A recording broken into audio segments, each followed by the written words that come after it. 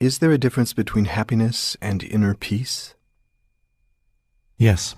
Happiness depends on conditions being perceived as positive. Inner peace does not. Isn't it possible to attract only positive conditions into our life? If our attitude and our thinking are always positive, we would manifest only positive events and situations, wouldn't we? Do you truly know what is positive and what is negative? Do you have the total picture? There have been many people for whom limitation, failure, loss, illness, or pain in whatever form turned out to be their greatest teacher. It taught them to let go of false self-images and superficial, ego-dictated goals and desires.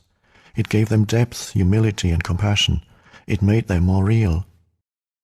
Whenever anything negative happens to you, there's a deep lesson concealed within it, although you may not see it at the time.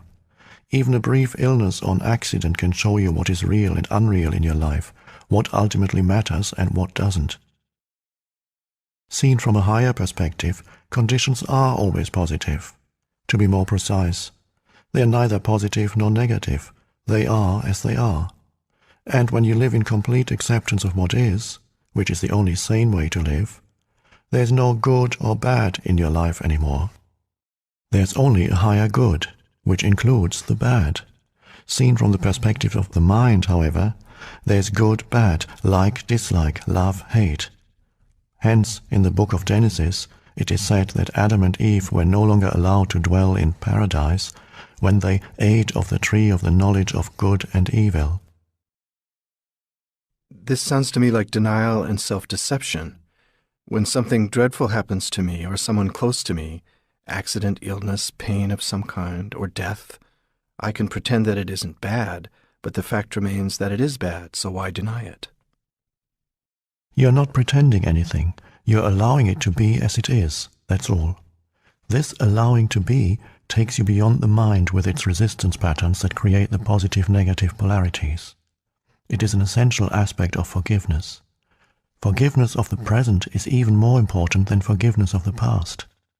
If you forgive every moment, allow it to be as it is, then there will be no accumulation of resentment that needs to be forgiven at some later time. Remember that we are not talking about happiness here.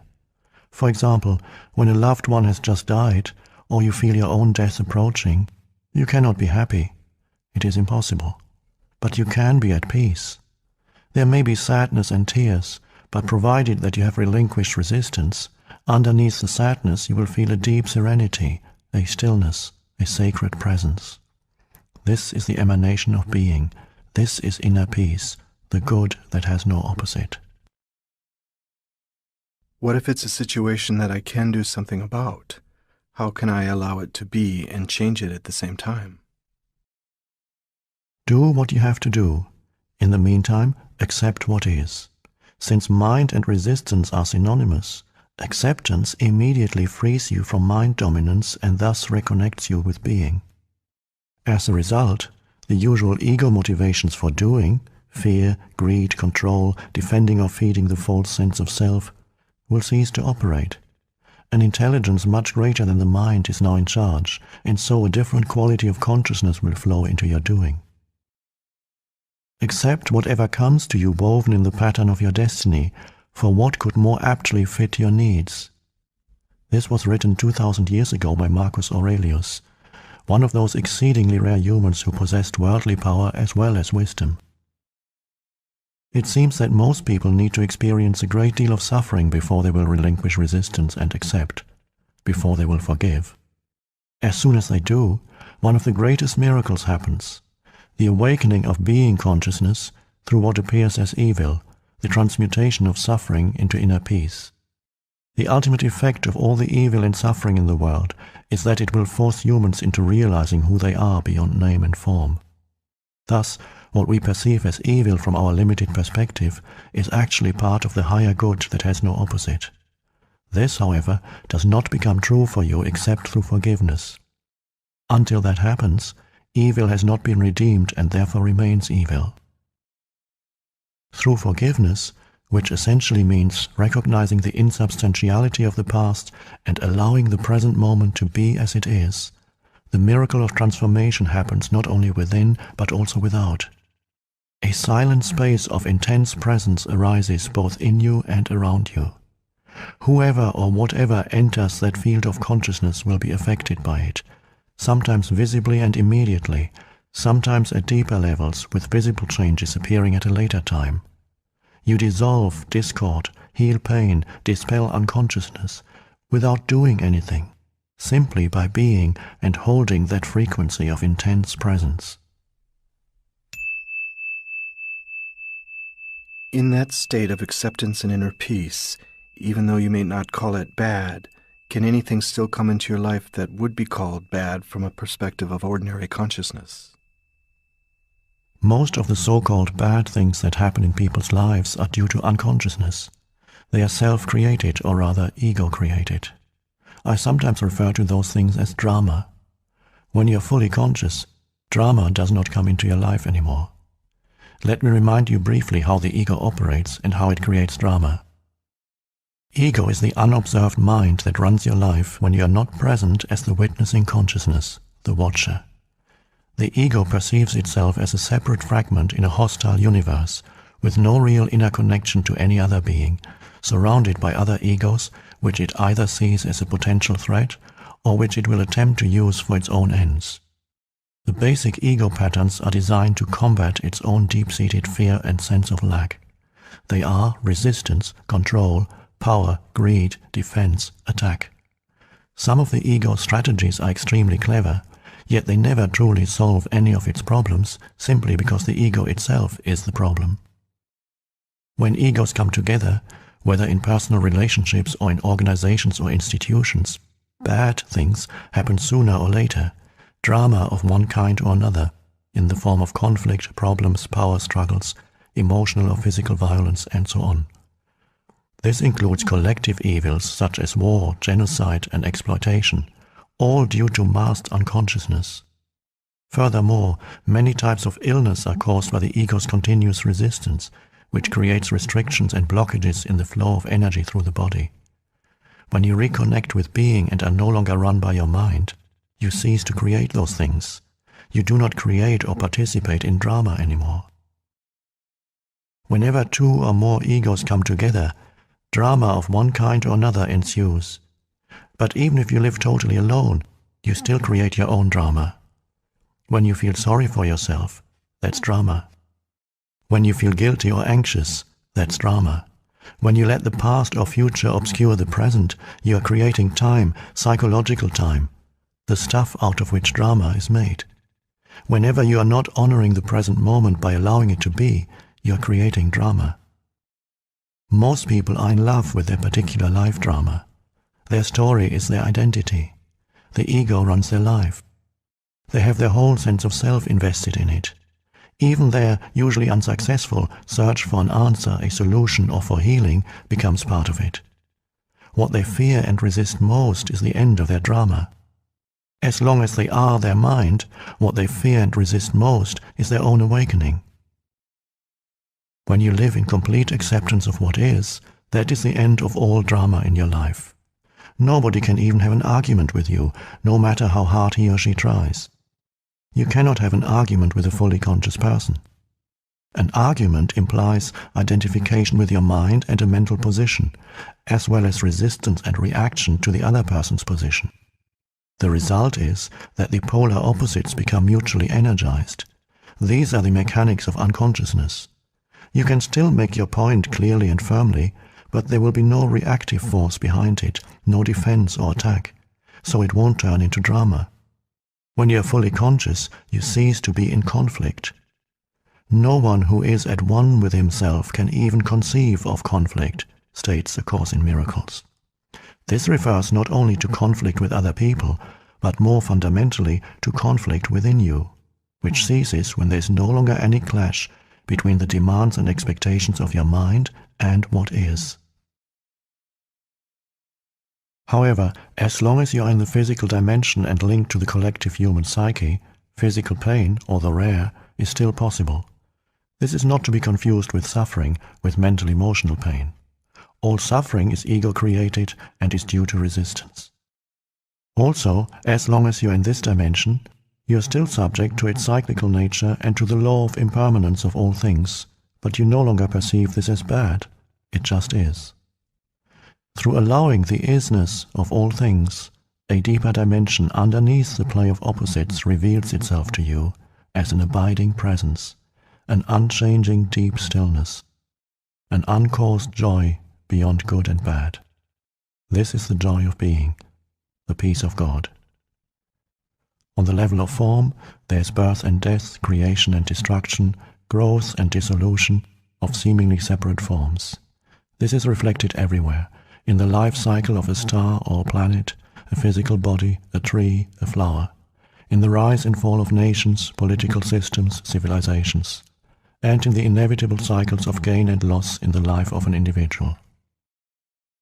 There are cycles of success when things come to you and thrive, and cycles of failure when they wither or disintegrate, and you have to let them go in order to make room for new things to arise or for transformation to happen. If you cling and resist at that point, it means you are refusing to go with the flow of life, and you will suffer. It is not true that the up cycle is good and the down cycle bad, except in the mind's judgment. Growth is usually considered positive, but nothing can grow forever. If growth, of whatever kind, were to go on and on, it would eventually become monstrous and destructive. Dissolution is needed for new growth to happen. One cannot exist without the other. The down cycle is absolutely essential for spiritual realization. You must have failed deeply on some level or experienced some deep loss or pain to be drawn to the spiritual dimension. Or perhaps your very success became empty and meaningless and so turned out to be failure. Failure lies concealed in every success, and success in every failure. In this world, which is to say on the level of form, everybody fails sooner or later, of course, and every achievement eventually comes to naught. All forms are impermanent. You can still be active and enjoy manifesting and creating new forms and circumstances, but you won't be identified with them. You do not need them to give you a sense of self. They are not your life, only your life situation. Your physical energy is also subject to cycles. It cannot always be at a peak. There will be times of low as well as high energy. There will be periods when you are highly active and creative, but there may also be times when everything seems stagnant, when it seems that you are not getting anywhere, not achieving anything. A cycle can last for anything from a few hours to a few years. There are large cycles and small cycles within these large ones. Many illnesses are created through fighting against the cycles of low energy, which are vital for regeneration. The compulsion to do, and the tendency to derive your sense of self-worth and identity from external factors such as achievement, is an inevitable illusion as long as you are identified with your mind. This makes it hard or impossible for you to accept the low cycles and allow them to be. Thus, the intelligence of the organism may take over as a self-protective measure and create an illness in order to force you to stop, so that the necessary regeneration can take place. The cyclical nature of the universe is closely linked with the impermanence of all things and situations. The Buddha made this a central part of his teaching. All conditions are highly unstable and in constant flux, or, as he put it, impermanence is a characteristic of every condition, every situation you will ever encounter in your life. It will change, disappear, or no longer satisfy you. Impermanence is also central to Jesus' teaching. Do not lay up for yourselves treasures on earth, where moth and rust consume, and where thieves break in and steal. As long as a condition is judged as good by your mind, whether it be a relationship, a possession, a social role, a place, or your physical body, the mind attaches itself to it and identifies with it. It makes you happy, makes you feel good about yourself, and it may become part of who you are or think you are. But nothing lasts in this dimension where moth and rust consume. Either it ends or it changes, or it may undergo a polarity shift. The same condition that was good yesterday or last year has suddenly or gradually turned into bad. The same condition that made you happy then makes you unhappy. The prosperity of today becomes the empty consumerism of tomorrow. The happy wedding and honeymoon become the unhappy divorce or the unhappy coexistence. Or a condition disappears, so its absence makes you unhappy. When a condition or situation that the mind has attached itself to and identified with changes or disappears, the mind cannot accept it. It will cling to the disappearing condition and resist the change. It is almost as if a limb were being torn off your body. We sometimes hear of people who have lost all their money or whose reputation has been ruined committing suicide. Those are the extreme cases. Others, whenever a major loss of one kind or another occurs, just become deeply unhappy or make themselves ill. They cannot distinguish between their life and their life situation. I recently read about a famous actress who died in her 80s. As her beauty started to fade and became ravaged by old age, she grew desperately unhappy and became a recluse. She too had identified with a condition, her external appearance. First, the condition gave her a happy sense of self, then an unhappy one.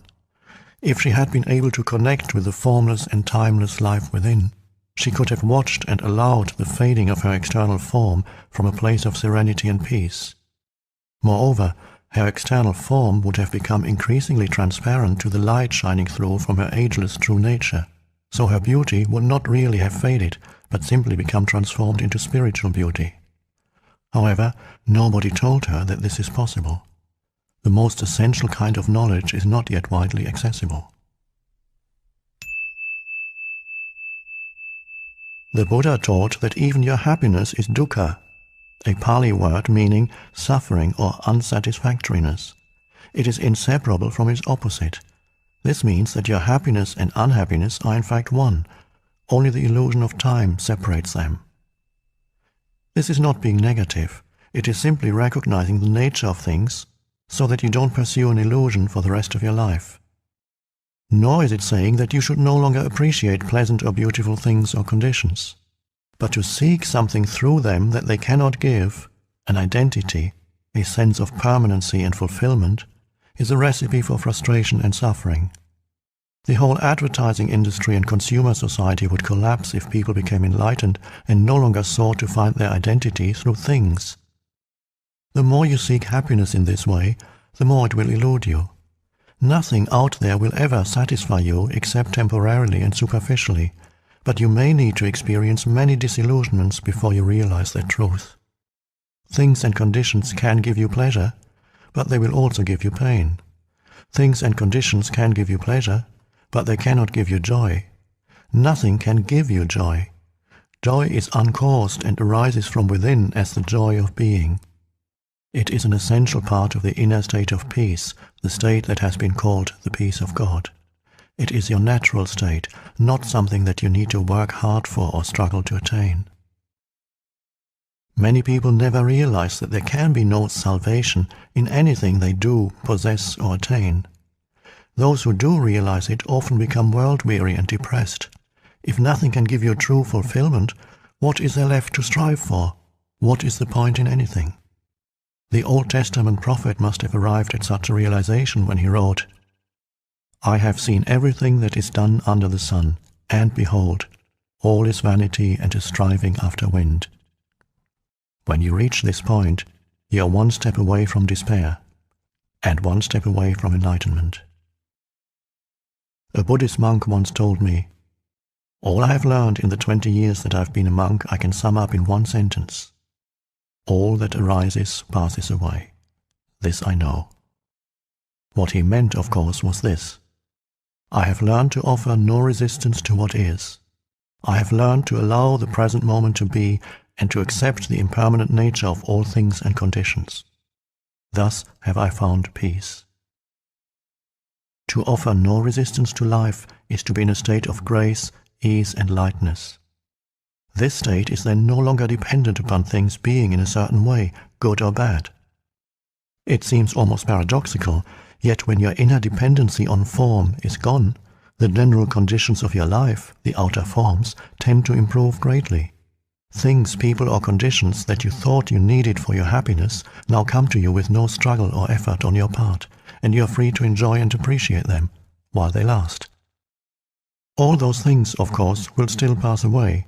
Cycles will come and go, but with dependency gone, there is no fear of loss anymore. Life flows with ease. The happiness that is derived from some secondary source is never very deep. It is only a pale reflection of the joy of being, the vibrant peace that you find within as you enter the state of non-resistance. Being takes you beyond the polar opposites of the mind and frees you from dependency on form. Even if everything were to collapse and crumble all around you, you would still feel a deep inner core of peace. You may not be happy, but you will be at peace. All inner resistance is experienced as negativity in one form or another. All negativity is resistance. In this context, the two words are almost synonymous. Negativity ranges from irritation or impatience to fierce anger, from a depressed mood or sullen resentment to suicidal despair. Sometimes the resistance triggers the emotional pain body, in which case even a minor situation may produce intense negativity such as anger, depression, or deep grief. The ego believes that through negativity it can manipulate reality and get what it wants. It believes that through it, it can attract a desirable condition or dissolve an undesirable one. A Course in Miracles rightly points out that whenever you are unhappy, there's the unconscious belief that the unhappiness buys you what you want. If you, the mind, did not believe that unhappiness works, why would you create it? The fact is, of course, that negativity does not work. Instead of attracting a desirable condition, it stops it from arising. Instead of dissolving an undesirable one, it keeps it in place. Its only useful function is that it strengthens the ego, and that is why the ego loves it. Once you have identified with some form of negativity, you do not want to let go, and on a deeply unconscious level, you do not want positive change. It would threaten your identity as a depressed, angry, or hard-done-by person. You will then ignore, deny, or sabotage the positive in your life. This is a common phenomenon. It is also insane. Negativity is totally unnatural. It is a psychic pollutant, and there is a deep link between the poisoning and destruction of nature and the vast negativity that has accumulated in the collective human psyche. No other life form on the planet knows negativity, only humans, just as no other life form violates and poisons the earth that sustains it. Have you ever seen an unhappy flower or a stressed oak tree? Have you come across a depressed dolphin, a frog that has a problem with self-esteem, a cat that cannot relax, or a bird that carries hatred and resentment? The only animals that may occasionally experience something akin to negativity or show signs of neurotic behavior are those that live in close contact with humans, and so link into the human mind and its insanity. Watch any plant or animal and let it teach you acceptance of what is, surrender to the now. Let it teach you being. Let it teach you integrity, which means to be one, to be yourself, to be real. Let it teach you how to live and how to die, and how not to make living and dying into a problem. I have lived with several Zen masters, all of them cats. Even ducks have taught me important spiritual lessons. Just watching them is a meditation. How peacefully they float along, at ease with themselves, totally present in the now, dignified and perfect as only a mindless creature can be. Occasionally, however, two ducks will get into a fight, sometimes for no apparent reason, or because one duck has strayed into another's private space. The fight usually lasts only for a few seconds, and then the ducks separate, swim off in opposite directions, and vigorously flap their wings a few times. They then continue to swim on peacefully as if the fight had never happened. When I observed that for the first time, I suddenly realized that by flapping their wings, they were releasing surplus energy, thus preventing it from becoming trapped in their body and turning into negativity. This is natural wisdom, and it is easy for them because they do not have a mind that keeps the past alive unnecessarily and then builds an identity around it. Couldn't a negative emotion also contain an important message? For example, if I often feel depressed, it may be a signal that there's something wrong with my life, and it may force me to look at my life situation and make some changes. So I need to listen to what the emotion is telling me and not just dismiss it as negative. Yes, recurring negative emotions do sometimes contain a message, as do illnesses. But any changes that you make, whether they have to do with your work, your relationships, or your surroundings, are ultimately only cosmetic unless they rise out of a change in your level of consciousness. And as far as that is concerned, it can only mean one thing: becoming more present. When you have reached a certain degree of presence, you don't need negativity anymore to tell you what is needed in your life situation. But as long as negativity is there, use it. Use it as a kind of signal that reminds you to be more present. How do we stop negativity from arising, and how do we get rid of it once it is there? As I said, you stop it from arising by being fully present. But don't become discouraged. There are as yet few people on the planet who can sustain a state of continuous presence, although some are getting close to it. Soon, I believe, there will be many more. Whenever you notice that some form of negativity has arisen within you, look on it not as a failure, but as a helpful signal that is telling you, wake up, get out of your mind, be present. There's a novel by Aldous Huxley called Island, written in his later years when he became very interested in spiritual teachings. It tells the story of a man shipwrecked on a remote island cut off from the rest of the world. This island contains a unique civilization. The unusual thing about it is that its inhabitants, unlike those of the rest of the world, are actually sane. The first thing that the man notices are the colorful parrots perched in the trees, and they seem to be constantly croaking the words, "Attention, here and now. Attention, here and now." We later learn that the islanders taught them these words in order to be reminded continuously to stay present. So whenever you feel negativity arising within you, whether caused by an external factor, a thought, or even nothing in particular that you are aware of, look on it as a voice saying, "Attention, here and now, wake up." Even the slightest irritation is significant and needs to be acknowledged and looked at. Otherwise, there will be a cumulative build-up of unobserved reactions. As I said before, you may be able to just drop it once you realize that you don't want to have this energy field inside you and that it serves no purpose. But then make sure that you drop it completely. If you cannot drop it, just accept that it is there and take your attention into the feeling, as I pointed out earlier.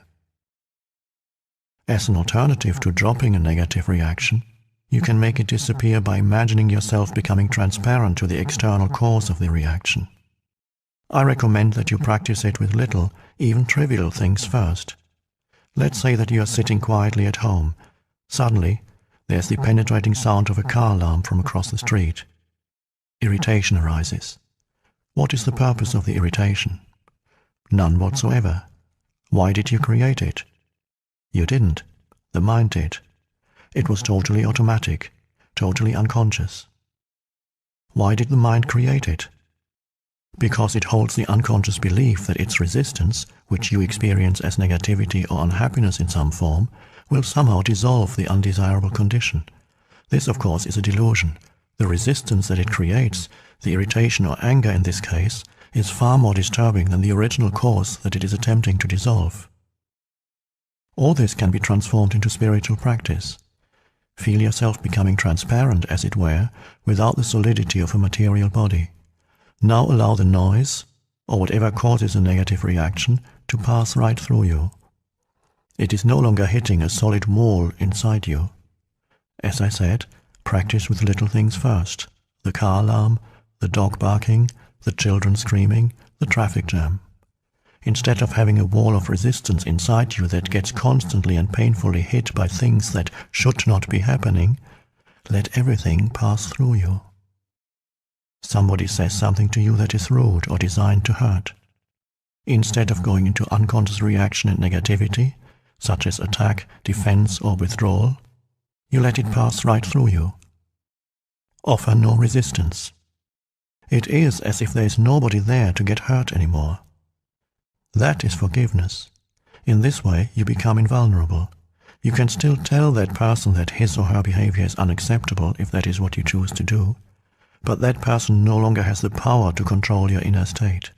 You are then in your power, not in someone else's, nor are you run by your mind. Whether it is a car alarm, a rude person, a flood, an earthquake, or the loss of all your possessions, the resistance mechanism is the same. I have been practicing meditation, I have been to workshops, I've read many books on spirituality. I try to be in a state of non-resistance, but if you ask me whether I have found true and lasting inner peace, my honest answer would have to be no. Why haven't I found it? What else can I do?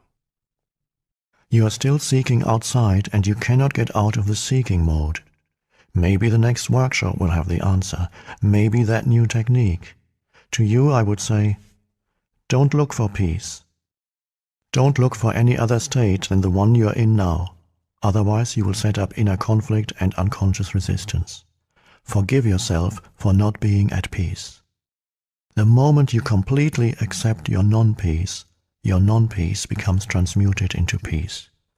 Anything you accept fully will get you there, will take you into peace. This is the miracle of surrender. You may have heard the phrase, "turn the other cheek," which a great teacher of enlightenment used 2000 years ago. He was attempting to convey symbolically the secret of non-resistance and non-reaction. In this statement, as in all his others, he was concerned only with your inner reality, not with the outer conduct of your life.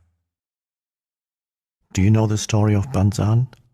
Before he became a great Zen master, he spent many years in the pursuit of enlightenment, but it eluded him. Then one day, as he was walking in the marketplace, he overheard a conversation between a butcher and his customer. "Give me the best piece of meat you have," said the customer. And the butcher replied, "Every piece of meat I have is the best. There is no piece of meat here that is not the best." Upon hearing this, Banzan became enlightened. I can see you are waiting for some explanation. When you accept what is, every piece of meat, every moment is the best. That is enlightenment. Having gone beyond the mind-made opposites, you become like a deep lake. The outer situation of your life and whatever happens there is the surface of the lake. Sometimes calm, sometimes windy and rough, according to the cycles and seasons. Deep down, however, the lake is always undisturbed. You are the whole lake, not just the surface, and you are in touch with your own depth, which remains absolutely still. You don't resist change by mentally clinging to any situation. Your inner peace does not depend on it. You abide in being, unchanging, timeless, deathless, and you are no longer dependent for fulfillment or happiness on the outer world of constantly fluctuating forms. You can enjoy them, play with them, create new forms, appreciate the beauty of it all, but there will be no need to attach yourself to any of it. When you become this detached, doesn't it mean that you also become remote from other human beings? On the contrary, as long as you are unaware of being, the reality of other humans will elude you because you have not found your own. Your mind will like or dislike their form, which is not just their body, but includes their mind as well. True relationship becomes possible only when there is an awareness of being. Coming from being, you will perceive another person's body and mind as just a screen, as it were, behind which you can feel their true reality, as you feel yours. So, when confronted with someone else's suffering or unconscious behavior, you stay present and in touch with being and are thus able to look beyond the form and feel the other person's radiant and pure being through your own. At the level of being, all suffering is recognized as an illusion. Suffering is due to identification with form. Miracles of healing sometimes occur through this realization, by awakening being consciousness in others, if they are ready. Is that what compassion is? Yes, compassion is the awareness of a deep bond between yourself and all creatures. But there are two sides to compassion, two sides to this bond. On the one hand, since you're still here as a physical body, you share the vulnerability and mortality of your physical form with every other human and with every living being. Next time you say, "I have nothing in common with this person," remember that you have a great deal in common. A few years from now, 2 years or 70 years, it doesn't make much difference. Both of you will have become rotting corpses, then piles of dust, then nothing at all. This is a sobering and humbling realization that leaves little room for pride. Is this a negative thought? No, it is a fact. Why close your eyes to it? In that sense, there is total equality between you and every other creature. One of the most powerful spiritual practices is to meditate deeply on the mortality of physical forms, including your own. This is called die before you die. Go into it deeply. Your physical form is dissolving, is no more. Then a moment comes when all mind forms or thoughts also die. Yet you are still there, the divine presence that you are, radiant, fully awake. Nothing that was real ever died, only names, forms, and illusions. The realization of this deathless dimension, your true nature, is the other side of compassion. On a deep feeling level, you now recognize not only your own immortality, but through your own, that of every other creature as well. On the level of form, you share mortality and the precariousness of existence. On the level of being, you share eternal, radiant life. These are the two aspects of compassion. In compassion, the seemingly opposite feelings of sadness and joy merge into one and become transmuted into a deep inner peace. This is the peace of God. It is one of the most noble feelings that humans are capable of, and it has great healing and transformative power. But true compassion, as I've just described it, is as yet rare. To have deep empathy for the suffering of another being certainly requires a high degree of consciousness, but represents only one side of compassion. It is not complete. True compassion goes beyond empathy or sympathy. It does not happen until sadness merges with joy, the joy of being beyond form, the joy of eternal life.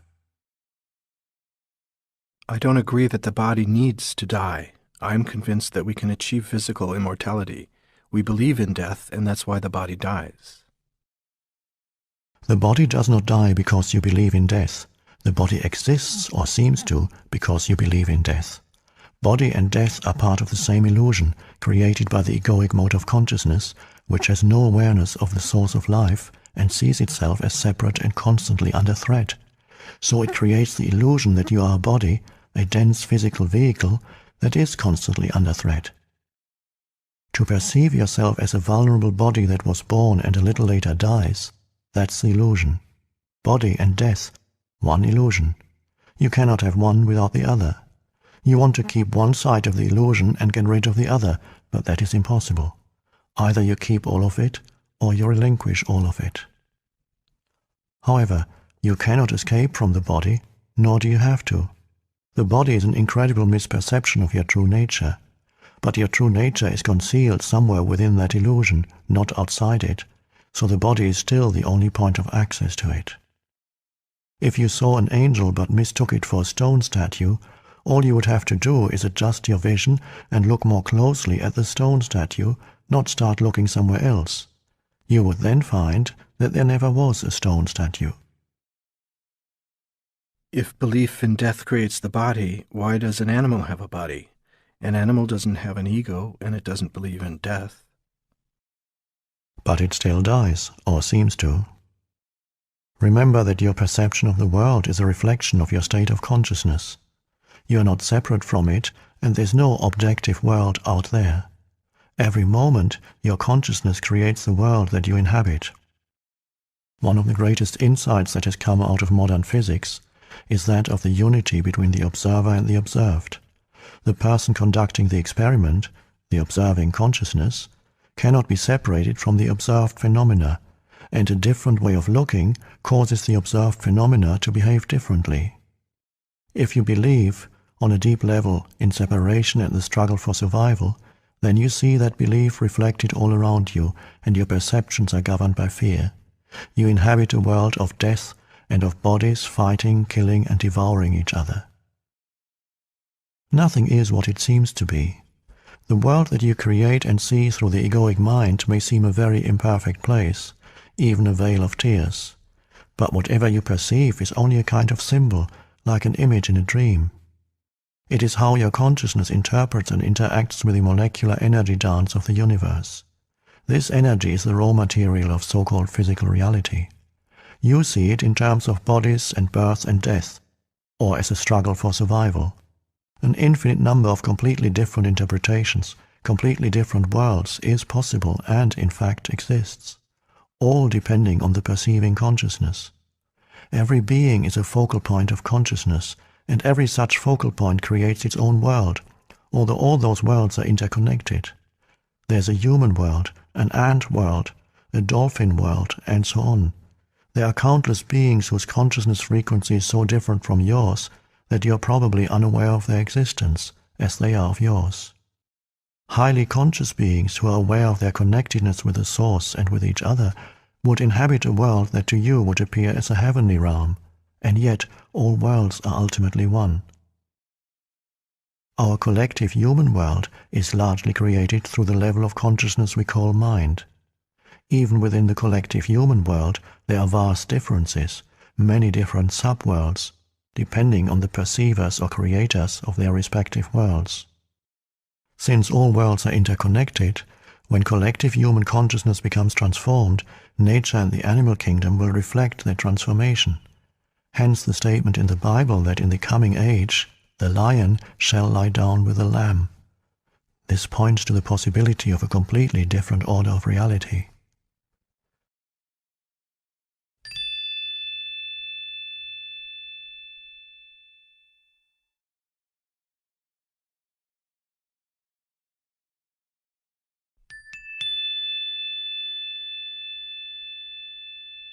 The world as it appears to us now is, as I said, largely a reflection of the egoic mind. Fear being an unavoidable consequence of egoic delusion, it is a world dominated by fear. Just as the images in a dream are symbols of inner states and feelings, so our collective reality is largely a symbolic expression of fear and of the heavy layers of negativity that have accumulated in the collective human psyche. We are not separate from our world, so when the majority of humans become free of egoic delusion, this inner change will affect all of creation. You will literally inhabit a new world. It is a shift in planetary consciousness. The strange Buddhist saying that every tree and every blade of grass will eventually become enlightened points to the same truth. According to St. Paul, the whole of creation is waiting for humans to become enlightened. That is how I interpret his saying that the created universe is waiting with eager expectation for God's sons to be revealed. St. Paul goes on to say that all of creation will become redeemed through this. Up to the present, the whole created universe in all its parts groans as if in the pangs of childbirth. What is being born is a new consciousness and, as its inevitable reflection, a new world. This is also foretold in the New Testament book of Revelation. Then I saw a new heaven and a new earth, for the first heaven and the first earth had passed away. But don't confuse cause and effect. Your primary task is not to seek salvation through creating a better world, but to awaken out of identification with form. You are then no longer bound to this world, this level of reality. You can feel your roots in the unmanifested and so are free of attachment to the manifested world. You can still enjoy the passing pleasures of this world, but there is no fear of loss anymore, so you don't need to cling to them. Although you can enjoy sensory pleasures, the craving for sensory experience is gone, as is the constant search for fulfillment through psychological gratification, through feeding the ego. You are in touch with something infinitely greater than any pleasure, greater than any manifested thing. In a way, you then don't need the world anymore. You don't even need it to be different from the way it is. It is only at this point that you begin to make a real contribution towards bringing about a better world, towards creating a different order of reality. It is only at this point that you are able to feel true compassion and to help others at the level of cause. Only those who have transcended the world can bring about a better world. You may remember that we talked about the dual nature of true compassion, which is awareness of a common bond of shared mortality and immortality. At this deep level, compassion becomes healing in the widest sense. In that state, your healing influence is primarily based not on doing, but on being. Everybody you come in contact with will be touched by your presence, and affected by the peace that you emanate, whether they are conscious of it or not. When you are fully present and people around you manifest unconscious behavior, you won't feel the need to react to it, so you don't give it any reality. Your peace is so vast and deep that anything that is not peace disappears into it as if it had never existed. This breaks the karmic cycle of action and reaction. Animals, trees, flowers will feel your peace and respond to it. You teach through being, through demonstrating the peace of God. You become the light of the world, an emanation of pure consciousness, and so you eliminate suffering on the level of cause. You eliminate unconsciousness from the world. This doesn't mean that you may not also teach through doing, for example, by pointing out how to disidentify from the mind, recognize unconscious patterns within yourself, and so on. But who you are is always a more vital teaching and a more powerful transformer of the world than what you say, and more essential even than what you do. Furthermore, to recognize the primacy of being, and thus work on the level of cause, does not exclude the possibility that your compassion may simultaneously manifest on the level of doing and of effect, by alleviating suffering whenever you come across it. When a hungry person asks you for bread and you have some, you will give it. But as you give the bread, even though your interaction may only be very brief, what really matters is this moment of shared being, of which the bread is only a symbol. A deep healing takes place within it. In that moment, there is no giver, no receiver. But there shouldn't be any hunger and starvation in the first place.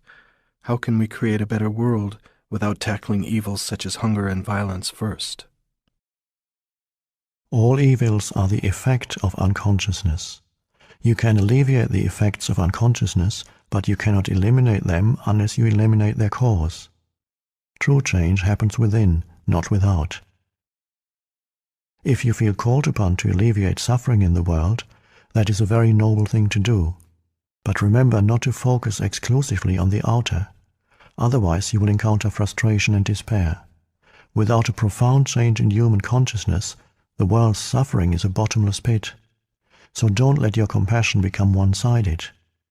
Empathy with someone else's pain or lack and a desire to help need to be balanced with a deeper realization of the eternal nature of all life and the ultimate illusion of all pain. Then let your peace flow into whatever you do, and you will be working on the levels of effect and cause simultaneously. This also applies if you are supporting a movement designed to stop deeply unconscious humans from destroying themselves, each other and the planet, or from continuing to inflict dreadful suffering on other sentient beings.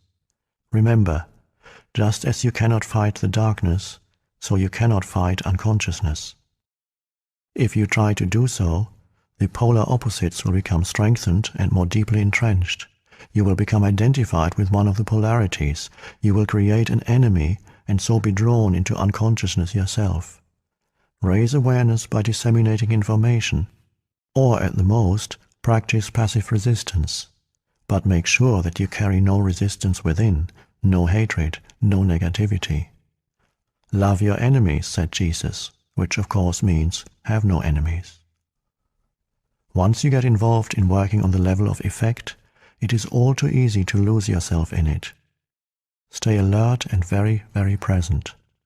The causal level needs to remain your primary focus, the teaching of enlightenment your main purpose, and peace your most precious gift to the world.